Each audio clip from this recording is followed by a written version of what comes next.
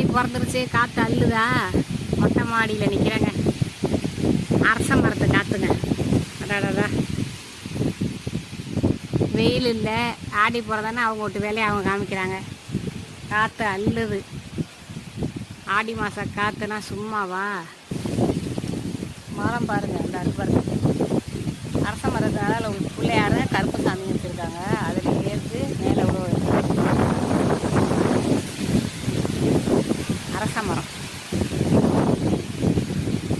காற்று என்னமா இருக்கு.